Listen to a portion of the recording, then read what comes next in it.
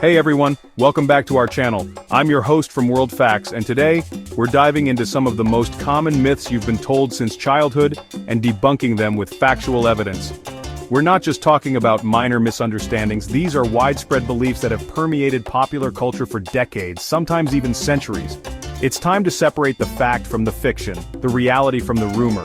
So, buckle up because your perception of the world might just get a serious shakeup. Some of these will surprise you, some might even make you a little sad to let go of, but all of them will leave you a little bit smarter. Get ready to have your mind blown. Let's kick things off with a big one. The idea that you, yes, you, are only using 10% of your brain. Modern neuroscience, with its fancy brain imaging techniques, has shown us something quite different. Even when performing simple tasks, vast areas of your brain light up. You use virtually all of your brain, even when asleep. The brain consumes about 20% of our body's energy. Evolution wouldn't favor an organ if 90% was dead weight. The brain is a highly optimized machine. You're using all of your brain, just not all at once. The key is learning to use your amazing brain more effectively. Blind as a bat. We've all heard the expression, but the reality is, bats are not blind. Many species, particularly the large fruit bats, actually have quite good eyesight, comparable to or even better than humans in low-light conditions. Now, what about the insect-eating microbats? This is where their famous superpower comes in: echolocation. Echolocation is, in sense, a highly sophisticated auditory tool that complements their vision rather than replacing it. They emit high-frequency sound pulses and listen for the echoes bouncing back from objects in their environment. The bottom line is, bats are sensory marvels, navigating complex environments with a combination of vision and echolocation. So, the next time you hear blind as a bat, you can confidently say, actually they see pretty well, and they have sonar. Ah, the humble goldfish. Central to its mystique is the pervasive myth of its incredibly short memory, supposedly just 3 seconds long. Numerous studies have demonstrated that goldfish are far more intelligent and have much better memories than popular culture gives them credit for.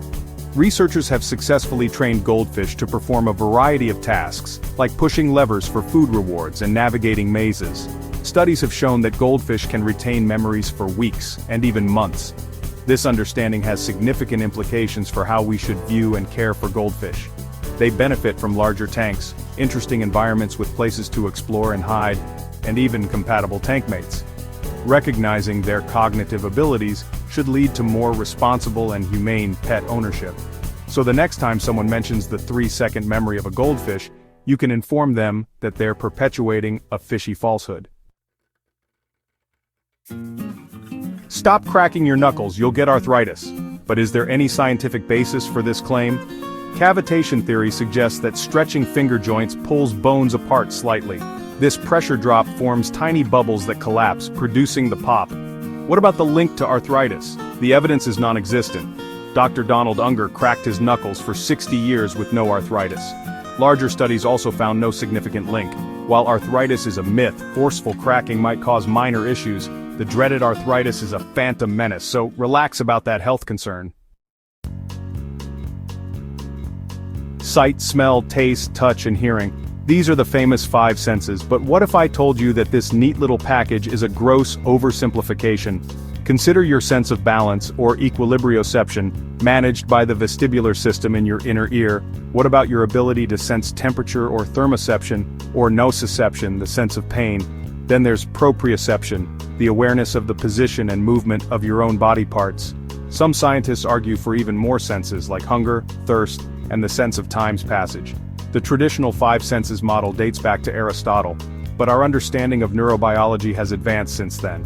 Recognizing this broader array of senses gives us a much fuller appreciation for the incredible biological machinery that allows us to navigate and interact with our universe.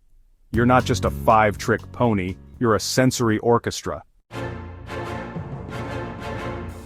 Lightning never strikes the same place twice. It's an old adage, but when it comes to actual lightning, this saying is shockingly inaccurate. Lightning is a massive electrostatic discharge looking for the path of least resistance. Tall, pointed, conductive objects are prime candidates, like the Empire State Building, which gets zapped by lightning an average of 23 to 25 times per year. Mountain peaks and other tall structures also experience multiple strikes. The origin of this myth is murky, but as a statement of physical fact, it simply doesn't hold up to scrutiny. The idea that lightning never strikes the same place twice is a complete myth. If you're ever near a tall, isolated object during a thunderstorm, don't rely on this old saying for safety. Seek proper shelter instead. Every parent has witnessed the post-birthday party pandemonium and blamed it on the sugar rush. But is sugar really the villain in the hyperactivity saga? Numerous scientific studies have investigated the link between sugar consumption and hyperactivity in children, and the overwhelming consensus is, there is no direct causal link. When kids are given sugary foods or drinks in controlled studies, they don't consistently exhibit more hyperactive behavior than those who didn't. Several factors are likely at play, including the power of expectation and the inherently exciting environments where kids consume lots of sugar. It's also important to distinguish between perceived hyperactivity and actual clinical hyperactivity. The sugar rush is more likely a psychological and environmental phenomenon than a physiological one. Excessive sugar consumption is linked to health problems, so limiting sugar in a child's diet is still a good idea. But blaming that piece of birthday cake for turning your child into a temporary Tasmanian devil, the science suggests you might be looking at the wrong culprit. The idea that human hair and fingernails continue to grow after death is a persistent one. But is there any biological truth to this ghoulish notion? The growth of hair and nails requires cell division, which needs a constant supply of resources. When a person dies, all of these vital bodily functions cease, making growth impossible. So, why does this myth persist? The answer lies in post-mortem dehydration and retraction. After death, the body begins to lose moisture, causing the skin to shrink and pull back from the base of the nails and hair shafts. This creates an optical illusion of growth. The nails and hair haven't actually gotten any longer, the surrounding tissue has receded, making them more prominent. Therefore, the notion of hair and nails continuing their growth journey after death is firmly a myth. The Great Wall of China is often claimed to be the only man-made structure visible from space with the naked eye. But is this true? Most astronauts, including China's own first astronaut Yang Liwei, have reported that they could see the Great Wall with the unaided eye from orbit. While it stretches for thousands of miles, it's relatively narrow and blends in with the surrounding terrain. From the altitudes of low Earth orbit, distinguishing such a feature without magnification is extremely challenging. The origin of this myth predates actual spaceflight and was popularized by writers in the 18th and 19th centuries. Other man-made features like large cities and major highways are often visible from space. So, while the Great Wall is an astonishing achievement, its legendary visibility from space is a myth. It's a terrestrial marvel, best appreciated with your feet firmly on the ground. Eat your carrots, they'll help you see in the dark. This is a classic piece of parental wisdom. But will munching on these root vegetables really turn you into a nocturnal ninja? Carrots are rich in beta-carotene, which our bodies convert into vitamin A, essential for good vision. A severe deficiency in vitamin A can lead to night blindness, so eating carrots can help restore normal night vision if you're deficient. However, for most people with adequate vitamin A levels, consuming extra beta-carotene won't significantly boost night vision. The myth's origin traces back to World War II, when the British Ministry of Information spread a clever piece of propaganda to conceal the existence of airborne radar technology. They claimed their pilot's success was due to a diet rich in carrots, and the public bought it.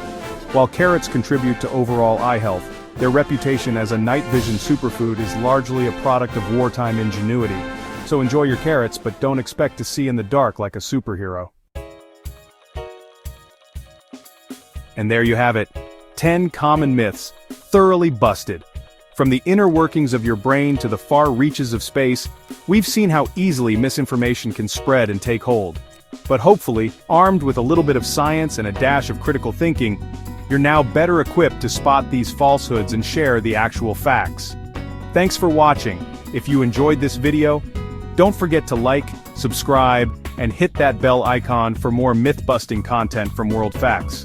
Your support helps us keep creating content that makes you think and maybe even learn something new along the way. We're always on the lookout for more myths to tackle, so if there's a common belief you've always wondered about, please comment below with any myths you want us to debunk next. Until then, stay curious, keep questioning, and we'll see you in the next video.